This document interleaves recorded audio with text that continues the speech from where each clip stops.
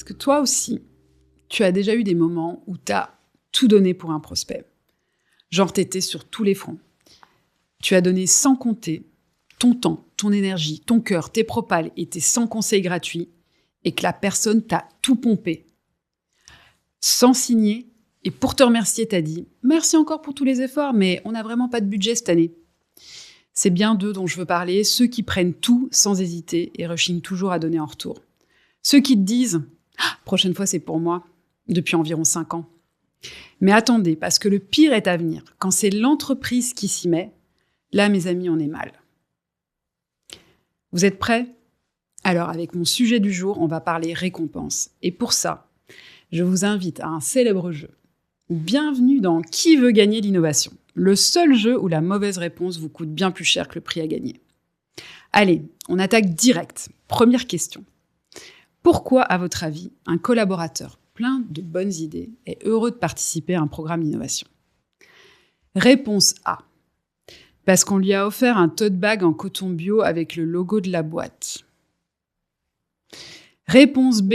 Parce qu'on lui a promis que cette fois, ce sera différent et il est d'un naturel optimiste. Réponse C. Parce qu'il collectionne les mails automatiques qui commencent par « Merci pour votre contribution à notre dynamique collaborative » avec un petit emoji fusée. Réponse D. La réponse D. Alors, je vous vois venir, mais Céline, c'est n'importe quoi tes options. Exactement. Bienvenue dans ma vie.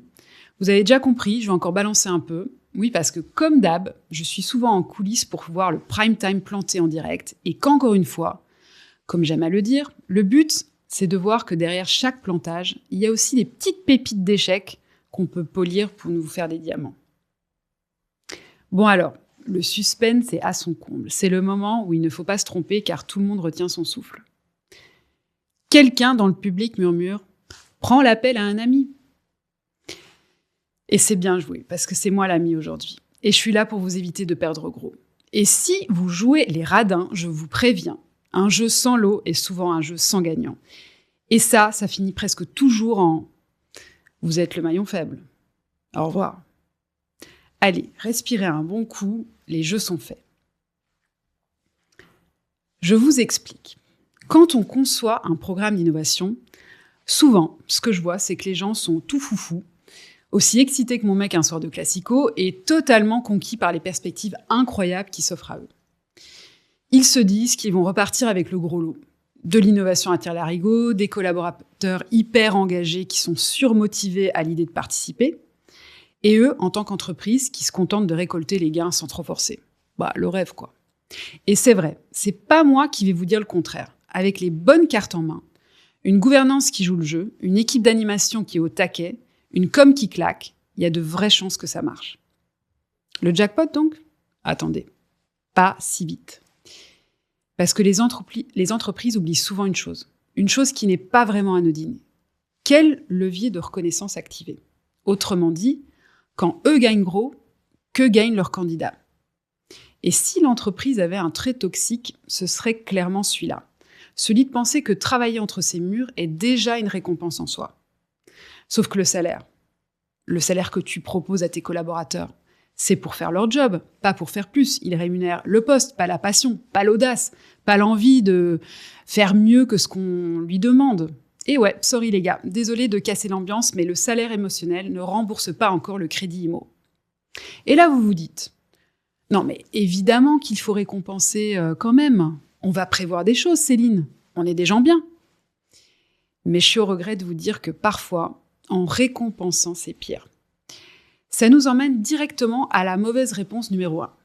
La récompense qui fait plus de flop que ma cure détox quand on me propose un petit apéro. Alors, je vous raconte ce cas d'école. C'est l'histoire d'une entreprise, comme souvent, qui avait tout bien ficelé, tout était rodé, le programme d'Inno était prêt à dégainer. Et là, au moment de parler concrètement des modalités du jeu, je peux presque imaginer ce qui a dû se passer un mardi matin dans une salle de réunion vitrée où, dans un moment solennel, quelqu'un a lancé « Il faut qu'on offre une récompense pour les meilleures idées ». Et que quelqu'un a dû lui répondre « Ah bah oui, super, bonne idée, un bon d'achat de 20 €. Et là, personne ne l'arrête. Personne. Pire, ils valident tous. En mode, bah oui, carrément, bonne idée. C'est officiel. Ils venaient de décrocher leur place dans un de mes épisodes. La cata était en route. Le mur était droit devant.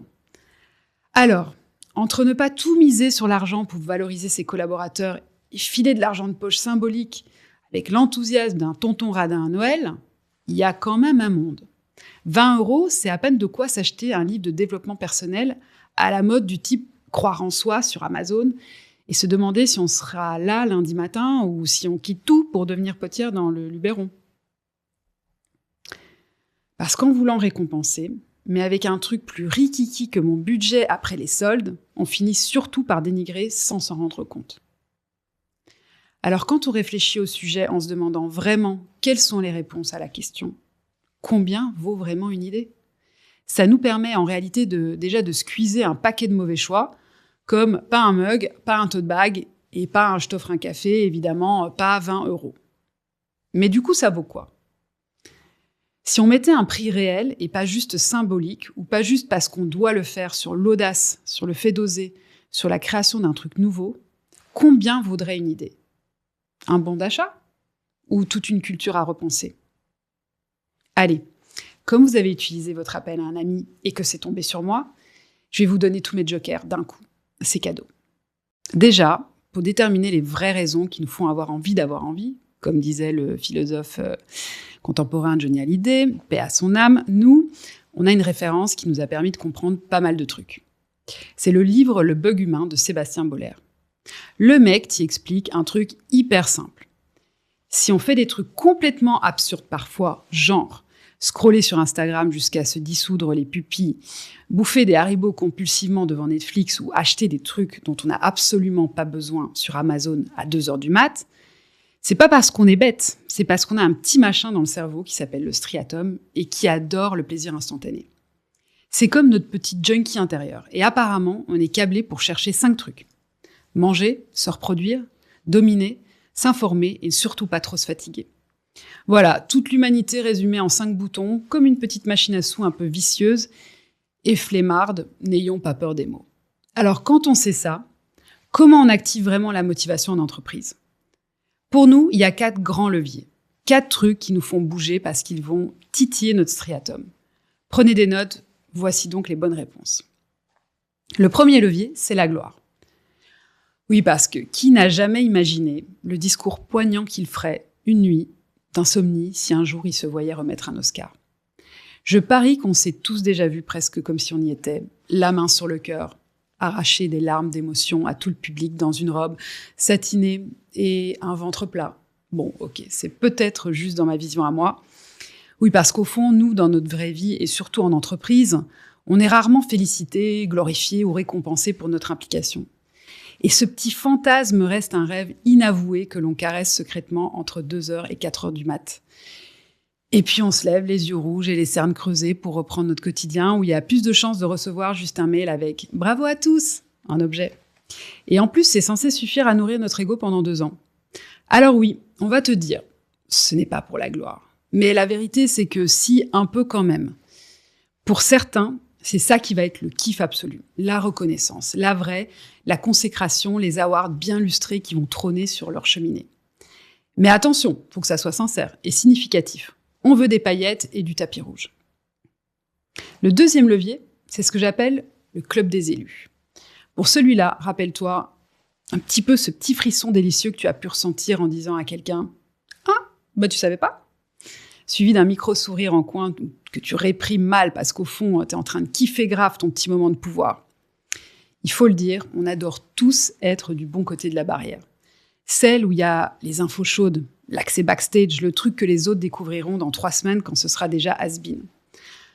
Un peu comme quand t'es le seul à avoir le potin croustillant qui te rend plus irrésistible que Margot Robbie parce que tout le monde veut savoir. Ce levier-là, il active les gens qui veulent être dans le cercle fermé, les initiés. Et leur striatum, il adore ça. Là où c'est redoutablement efficace, c'est qu'il ne coûte pas grand-chose, à part un peu d'huile de coude pour leur donner accès à la confidence, à une infostrate ou à une invitation à un meeting normalement fermé. Donc, on n'hésite pas à chouchouter ces VIP, ils adorent ça. Le levier 3, c'est la compète. Alors là, attention, on entre dans la catégorie des gens qui ne vivent que pour ça. Pour gagner. Participer ou faire de son mieux, non, c'est pas dans leur code, c'est gagner. Tu sais, ce sont ces personnes qui transforment littéralement n'importe quoi en compétition. Le premier arrivé au bureau le matin, celui qui a envoyé le plus de mails dans la journée, celui qui a le plus de RTT à poser avant la fin de l'année. Ça n'a absolument aucun sens, je vous l'accorde, mais pour cela, tout ce que tu as à faire, c'est mettre une jauge, un score, un trophée et observer. Leur striatum, ils voient tout comme une course de Mario Kart où le seul objectif, c'est de finir le premier. Leur obsession absolue ? Gagner pour battre le service d'à côté et pouvoir faire « Oh, les losers » quand ils les croisent à la cantine. La gamification, c'est le levier phare pour transformer leur expérience en un jeu qui leur donne envie de venir et de revenir. Et enfin, le levier 4, c'est la récompense. Oui, mais la vraie. Et alors là, on arrive au nerf de la guerre, celui dont personne ne veut vraiment parler parce que ça implique de sortir le chéquier et d'assumer qu'on se donne les moyens de ses ambitions. Et honnêtement, quand une idée fait économiser ou génère des millions, quand les collaborateurs ont passé des dizaines d'heures à la peaufiner et qu'ils en ont même parlé à leur boulangère, il faut quand même marquer le coup. Voilà. Le très bon élève à retenir là-dessus, c'est Siemens, qui a distribué une partie de la valeur générée par l'innovation directement aux porteurs de projets. Ouais, ça en jette, mais sans aller aussi loin, il y a en réalité plein de façons de bien faire le job. Parce que voilà, le truc qu'il faut comprendre, il y a récompenser et il y a valoriser. La récompense, c'est du transactionnel. C'est simple et ça fonctionne très bien sur certaines audiences. Une prime importante, un cadeau sympa, boum, deal conclu. C'est le cas d'Intermarché, par exemple, qui a versé 150 € à ses collaborateurs en magasin si leur idée était retenue. La motivation financière, dans ces cas-là, est très bien accueillie puisqu'elle matche avec la cible et ses attentes. Mais elle ne fonctionne pas partout, ou alors pas du tout sur les mêmes montants. La valorisation, c'est davantage du transformationnel. C'est dire, tu me donnes une idée et moi, je t'offre quelque chose qui te fait grandir et qui compte pour toi parce que ça a de la valeur.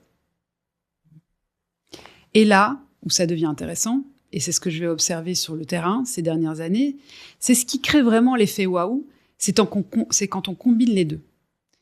Tu ne fais pas qu'acheter une idée, tu investis dans le porteur de projet avec un gain important, et donc tu renforces son sentiment d'appartenance et tu donnes du sens à son implication.